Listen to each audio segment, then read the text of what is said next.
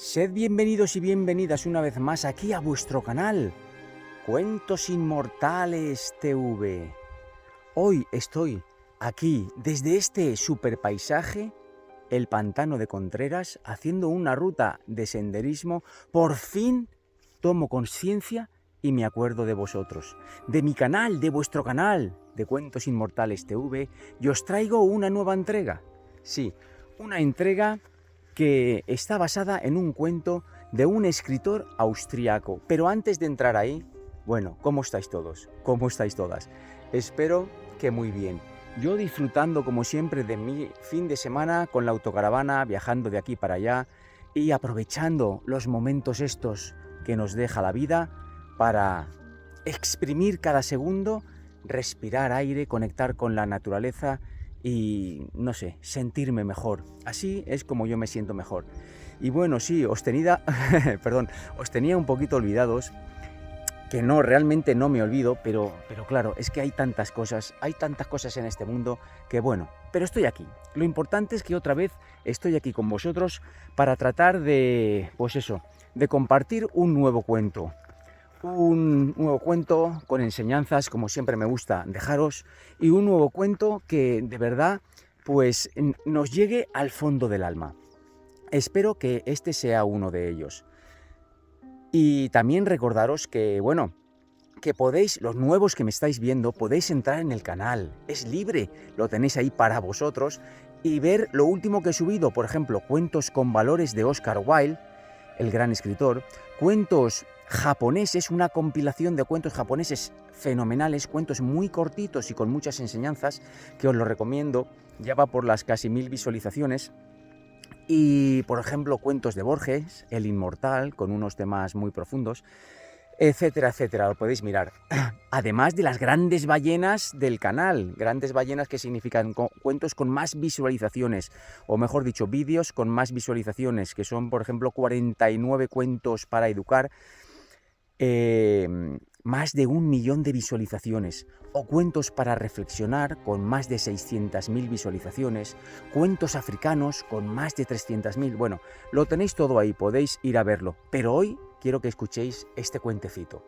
Este cuentecito, escrito en 1894 por, como digo, Arthur Schnitzler. Y bueno, ¿de qué trata? Bueno, se titula El viudo. Y trata, pues como os podéis imaginar, de el proceso de luto que está pasando un hombre al que se le acaba de morir su mujer, su pareja. Y bueno, espero de verdad pues que os guste, no os cuento nada más. Es un cuento pues que tiene mucho sentimiento, está, como digo, escrito a finales de 1854 y ¿qué puedo decir más? Pues que tengáis en cuenta pues la estructura de mental de aquella época y lo acabéis de, no sé, de enmarcar en esa época y escuchar con la mente abierta y el corazón preparado para lo que os puede deparar. Bien, de verdad espero que sea de vuestro agrado. Disfrutar mucho de la vida. Yo ahora os dejo porque el sendero se encrudece un poquito y tengo que estar ojo a visor, no me vaya a caer para abajo. Besos a todo el mundo. Ojalá estéis todos bien. Yo de verdad no me olvido de vosotros, no me olvido de vosotras. Cuidaros mucho, disfrutad del cuento y hasta la siguiente entrega. Gracias. Chao.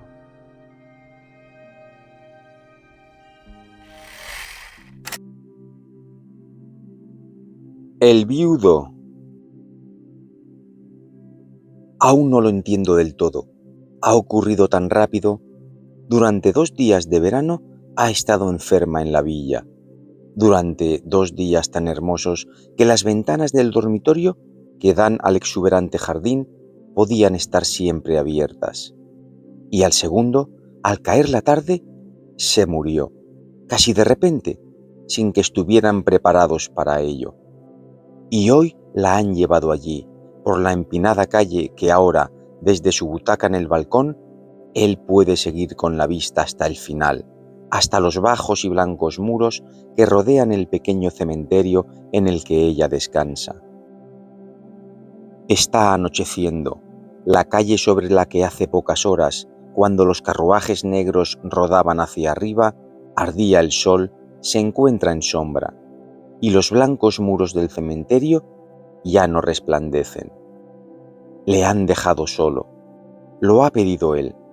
Los dolientes han regresado todos a la ciudad. Los abuelos, atendiendo a su deseo, se han llevado al niño para que pase con ellos los 2 primeros días y él pueda quedarse solo. También el jardín está en calma. Solo de cuando en cuando se oye un susurro que llega desde abajo. El personal de servicio está bajo el balcón y hablan en voz baja entre ellos. Se siente cansado, como nunca hasta ahora, y mientras los párpados se le caen una y otra vez, con los ojos cerrados, vuelve a ver la calle en el ardor estival del mediodía. Ve los carruajes, rodando lentamente cuesta arriba, a las personas que se apiñan a su alrededor. Hasta las voces zumban de nuevo en sus oídos. Casi todos aquellos a los que el verano no los ha llevado demasiado lejos han estado presentes, todos muy conmovidos por la temprana y repentina muerte de la joven señora. Le han dirigido tiernas palabras de consuelo. Algunos, personas en las que él ni siquiera había pensado, han acudido hasta de remotos lugares. Otros, cuyos nombres apenas conoce, le han estrechado la mano. Únicamente faltaba aquel cuya ausencia él ha sentido más, su mejor amigo. Es verdad que está bastante lejos, en un balneario en el Mar del Norte, y seguramente ha recibido la noticia de la muerte demasiado tarde para que hubiera podido partir a tiempo. No podrá llegar hasta mañana.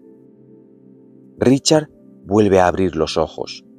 La calle aparece ahora envuelta por completo en las sombras de la noche. Solo los blancos muros centellean aún a través de la oscuridad, y eso le hace estremecerse. Se levanta, abandona el balcón y entra en el cuarto contiguo. Era el de su mujer. No lo ha pensado cuando se ha metido rápidamente, y en medio de la oscuridad tampoco puede distinguir nada. Solo un perfume familiar viene flotando hasta él. Enciende la vela azul que hay sobre el escritorio y cuando consigue contemplar toda la habitación, esplendorosa y apacible, se hunde en el diván y llora. Llora largamente, lágrimas indomables y reflexivas, y cuando vuelve a incorporarse, siente su cabeza insensible y pesada. Todo vibra ante él. La llama de la vela sobre el escritorio arde sin brillo.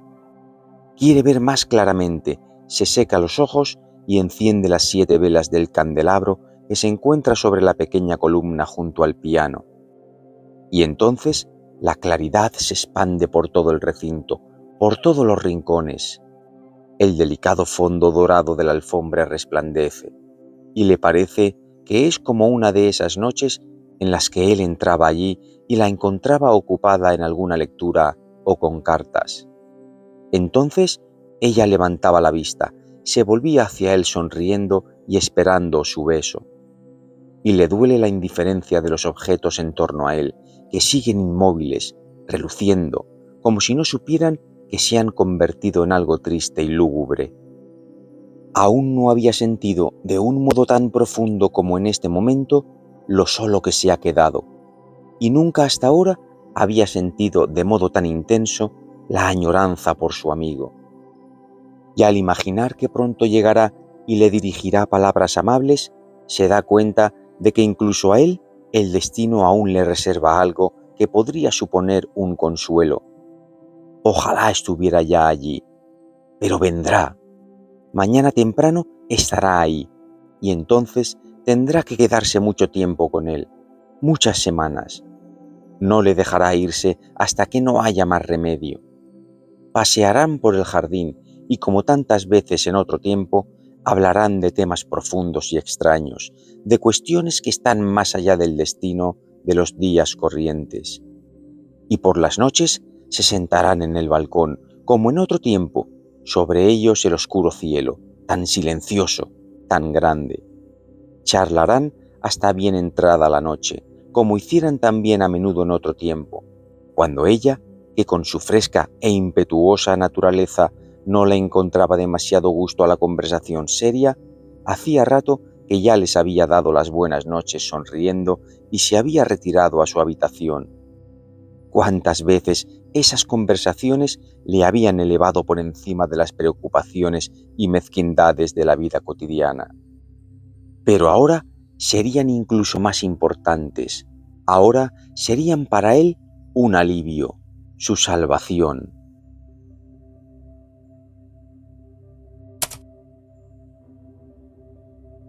Una vez más, Richard recorre la habitación de acá para allá, hasta que por fin el monótono sonido de sus propios pasos comienza a molestarle.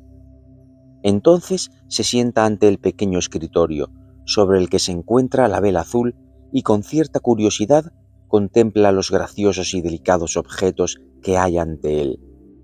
En el fondo nunca se ha fijado en ellos, siempre ha visto únicamente el conjunto.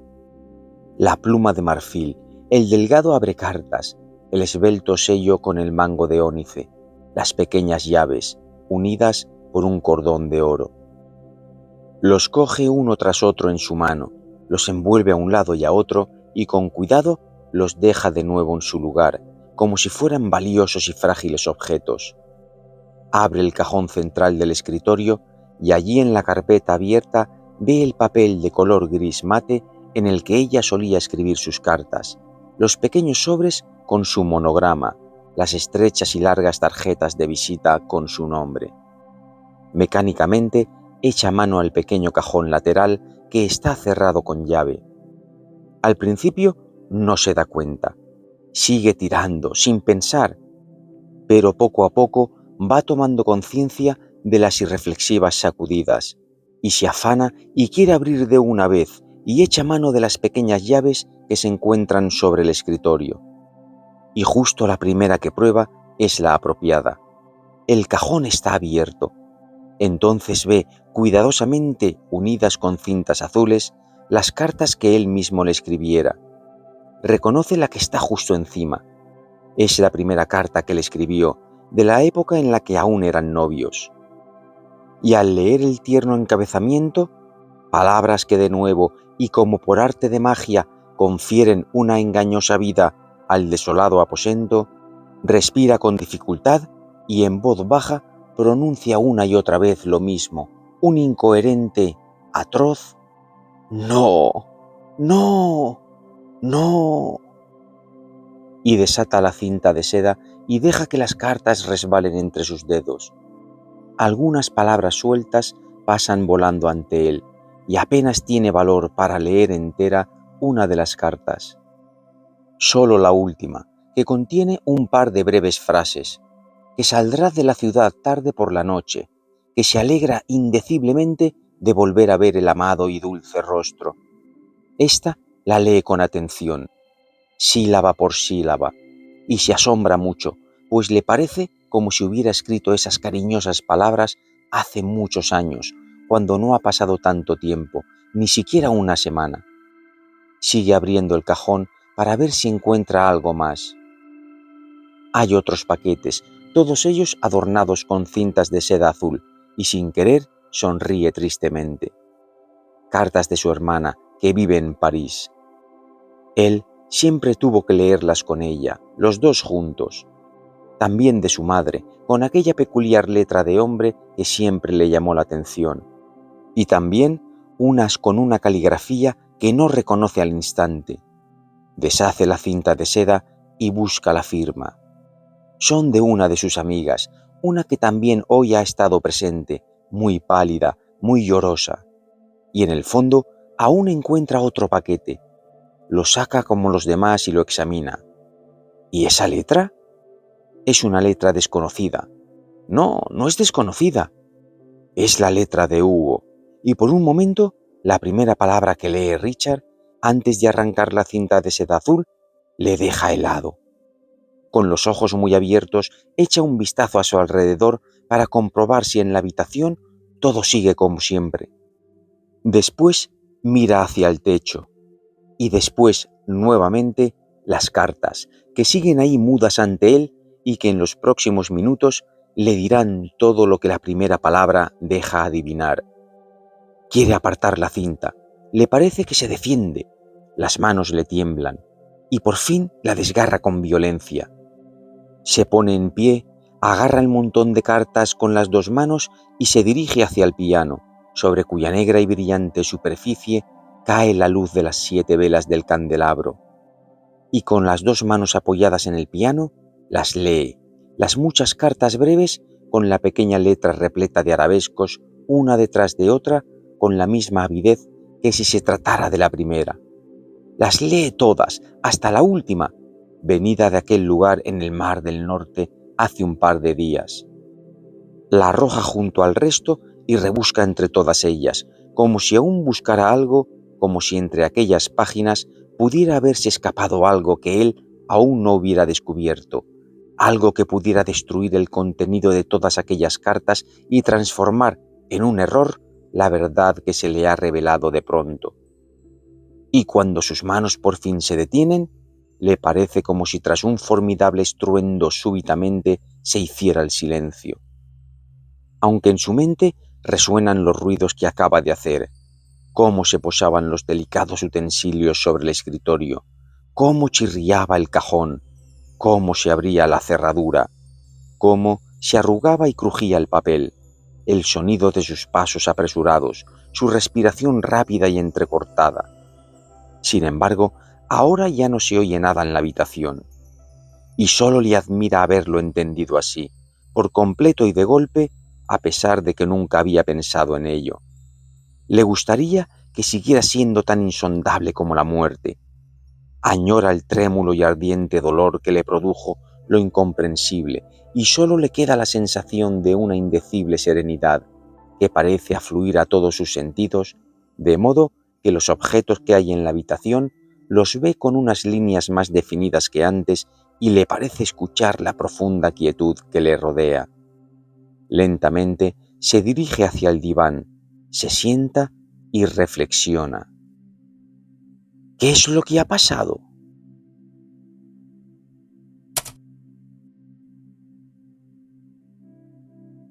Ha sucedido una vez más lo que ocurre todos los días, y él se ha convertido en uno de esos de los que tanto se ríen. Y seguro que también él, mañana o incluso dentro de unas pocas horas, experimentará todos los horrores por los que ha de pasar cualquier hombre en un caso semejante. Presiente, sí, que le embargará la rabia sin nombre de que esa mujer haya muerto demasiado pronto como para que él pueda vengarse. Y cuando el otro regrese, le tumbará de un golpe, como a un perro. ¡Ah! ¡Cómo añora esas emociones salvajes, sinceras! Cuánto mejor se sentirá entonces que ahora, cuando las ideas se arrastran embotadas, penosas a través de su alma.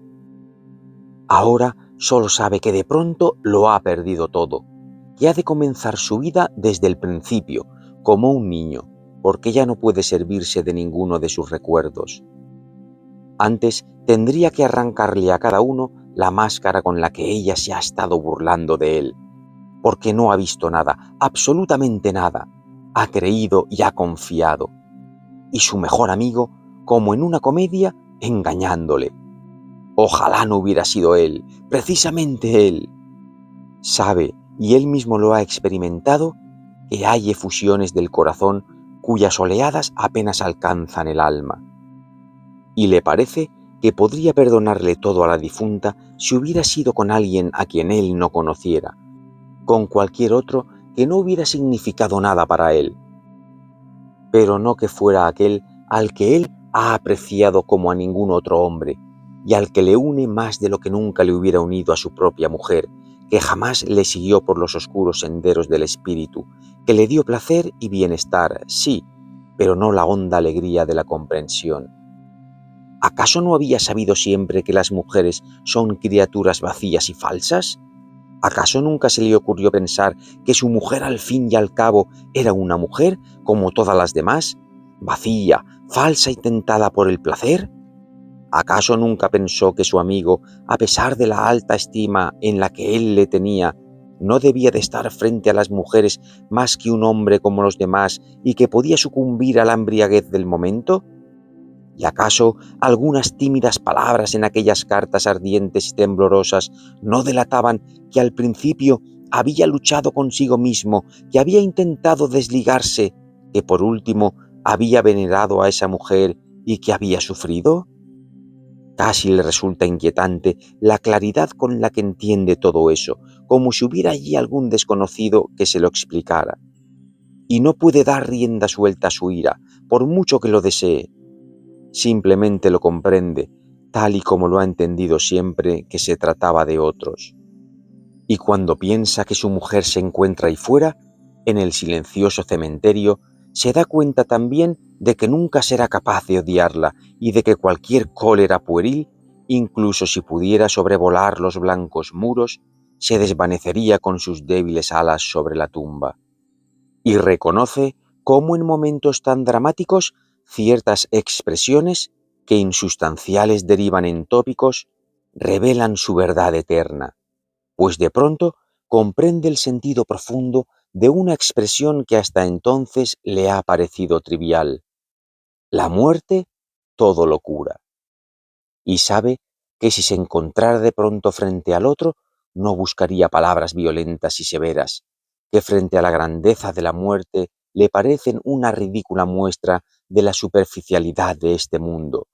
No, tranquilamente le diría: vete, no te odio. No puede odiarle, lo ve demasiado claro. Puede ahondar hasta tal punto en el interior de otras almas que casi le resulta extraño. Es como si ya no se tratara de su propia experiencia. Siente como un acontecimiento casual el que esa historia le haya ocurrido justo a él. En el fondo, solo hay una cosa que no puede entender: no haberlo sabido siempre, no haber caído en la cuenta desde el principio. Era todo tan sencillo, tan natural, y había sucedido por los mismos motivos que en otros miles de casos.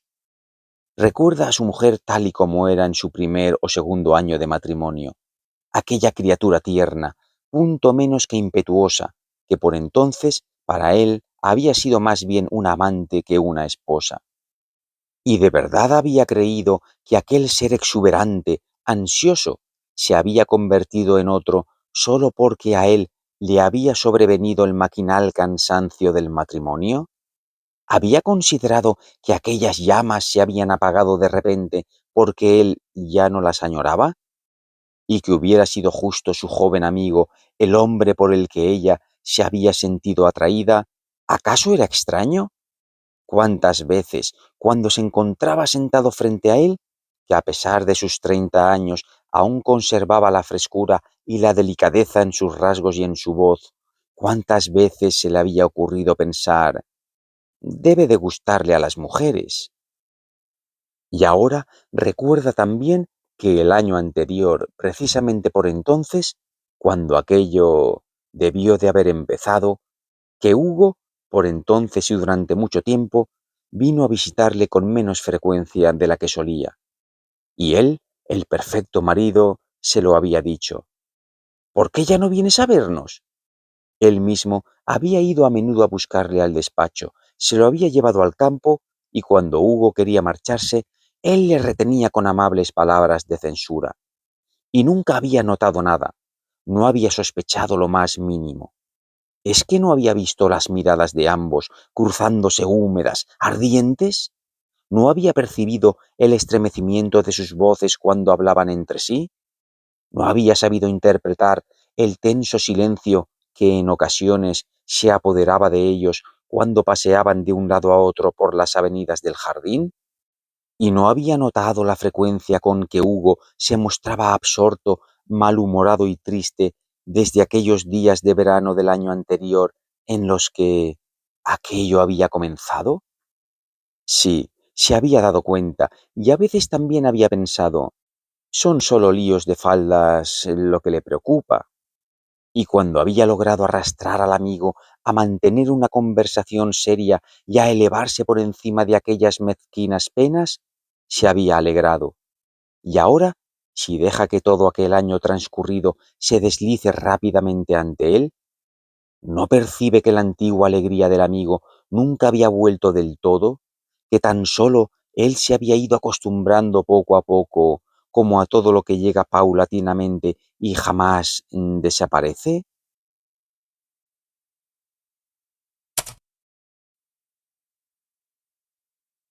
Un curioso sentimiento del que al principio apenas se atreve a hacerse cargo brota de su alma, una honda ternura, una gran compasión hacia ese hombre al que como una fatalidad le ha asaltado una pasión desesperada, hacia ese hombre que en ese momento, tal vez, no, seguro, sufre más que él, ese hombre al que, sí, se le ha muerto una mujer a la que quería y que ha de presentarse ante un amigo al que ha engañado. Y no puede odiarle, pues aún le aprecia. Sabe que sería distinto si ella aún estuviera viva. Entonces esa culpa sería también algo a lo que su existencia y su sonrisa conferirían la apariencia de lo importante. Pero el desenlace inexorable devora todo lo que en esa lamentable aventura quisiera revelarse como trascendental. En medio del profundo silencio del aposento se produce un ligero temblor. Pasos en la escalera. Escucha sin respirar. Oye las sacudidas de su pulso. Afuera se abre la puerta. Por un instante le parece como si todo lo que ha construido en su alma se derrumbase, aunque al momento vuelve a estar en pie. Y sabe que se lo dirá cuando entre. Lo he comprendido. Quédate. Una voz allá afuera, la voz del amigo. Y de pronto se le ocurre que ese hombre, desprevenido, entrará ahí y que tendrá que ser él mismo quien se lo diga. Le gustaría levantarse del diván, cerrar la puerta con llave, pues siente que no va a ser capaz de pronunciar una sola sílaba, pero no puede moverse, está como petrificado. No le dirá nada, hoy no le dirá una sola palabra, no hasta mañana, mañana. Afuera se oye un susurro. Richard puede comprender la pregunta hecha en voz baja. ¿Está solo? No le dirá nada, hoy no le dirá una sola palabra, no hasta mañana o más tarde. Se abre la puerta, el amigo está ahí, muy pálido, y se queda un instante parado, como si tuviera que reunir fuerzas. Después corre al encuentro de Richard y se sienta junto a él en el diván. Toma sus dos manos, las estrecha con firmeza. Quiere hablar, pero le falla la voz. Richard le mira fijamente, retira las manos, y así permanecen sentados un buen rato en silencio. Mi pobre amigo, dice por fin Hugo en voz muy baja. Richard se limita a asentir con la cabeza, es incapaz de hablar. Si pudiera pronunciar alguna palabra, únicamente podría decirle, lo sé. Tras un par de segundos, Hugo vuelve a empezar. Me hubiera gustado estar ahí esta mañana temprano, pero no recibí tu telegrama hasta la noche, cuando volví a casa. Lo supuse, replica Richard, y él mismo se asombra de lo fuerte y tranquilo que habla. Mira al otro fijamente a los ojos, y de pronto se le ocurre que allí, sobre el piano, están las cartas. Hugo no necesita más que ponerse en pie, dar un par de pasos, y las verá, y lo sabrá todo. Sin pensar, Richard coge las manos de su amigo. Eso no puede ser. Es él el que tiembla al pensar que las puede descubrir. Y de nuevo, el amigo empieza a hablar, con dulces, tiernas palabras con las que evita pronunciar el nombre de la difunta, pregunta por su enfermedad, por su muerte. Y Richard responde. Al principio se asombra de poder hacerlo, de poder encontrar las repugnantes y acostumbradas palabras capaces de expresar toda la tristeza de los últimos días. Y de cuando en cuando su mirada roza el rostro de Hugo, que, lívido, escucha atentamente con los labios contraídos. Cuando Richard se detiene, el otro sacude la cabeza, como si hubiera escuchado algo inexplicable, imposible. Después dice, me resultaba espantoso no poder estar hoy a tu lado, era como una fatalidad. Richard le mira sin comprender. Cuando ocurrió, a la misma hora estábamos en el mar. Claro, claro. Ni el más ligero presentimiento. Salimos a navegar, el viento era bueno y estábamos de tan buen humor. Es espantoso, espantoso. Richard guarda silencio. Pero no irás a quedarte aquí ahora, ¿verdad? Richard alza la mirada. ¿Por qué? No, no puedes. ¿Y a dónde voy a ir? Había pensado... ¿Te quedarás unos días conmigo? Y le asalta el miedo de que Hugo pueda volver a marcharse sin saber lo que ha descubierto. No, replica el amigo, te llevaré conmigo, te vendrás conmigo. ¿Yo? ¿Contigo? Sí, y lo dice con una tierna sonrisa. ¿Y a dónde quieres ir? De vuelta. ¿Al Mar del Norte? Sí, contigo. Te sentará bien. No voy a dejarte aquí, no. Y tira de él como para abrazarle. Tienes que venir con nosotros. ¿Nosotros? Sí. ¿Qué significa nosotros? ¿No estás solo? Hugo sonríe abochornado. Claro que estoy solo. Pero has dicho nosotros. Hugo duda un instante. No quería decírtelo enseguida, confiesa después. ¿El qué? La vida es tan extraordinaria, es que me he prometido. Richard le mira estupefacto. Por eso dije con nosotros. Por eso también me vuelvo al Mar del Norte. Y tú tienes que venir conmigo. ¿Sí? Y con sus ojos claros le mira a la cara. Richard sonríe. Un clima peligroso el del Mar del Norte. ¿Cómo? ¡Qué rápido! ¡Qué rápido! Y sacude la cabeza. No, querido, replica el otro, no es exactamente rápido. En el fondo es una vieja historia. A Richard aún no se le ha borrado la sonrisa. ¿Cómo? ¿Una vieja historia? Sí. ¿Conoces a tu prometida de hace tiempo? Sí, desde este invierno.